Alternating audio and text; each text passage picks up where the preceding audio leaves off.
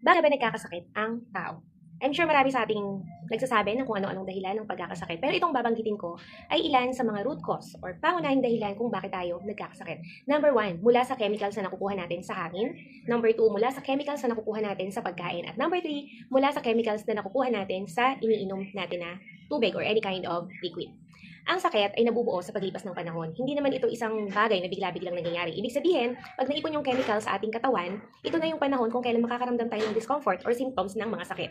Pero ano nga daw ba yung pinagmula ng mga sakit? Chemicals galing sa hangin, pagkain, at inumin? Itong tatlong to, di ba, basic na kailangan natin to sa ating buhay. So, hindi tayo pwedeng wala nito. Pero, ano ba yung kinakailangan natin para kahit na kumakain tayo nitong mga ito, pwede pa rin tayong hindi magkasakit? Sa tulong ng Health Wealth Green Barley, meron itong Complete Nutrition and Detox Program. Mailalabas natin ang lahat ng toxins na nakukuha natin sa ating katawan mula sa hangin, tubig at pagkain na iniinom natin. So sa tulong ng Health Wealth Green Barley, makakaiwas tayo sa iba't ibang posibleng sakit.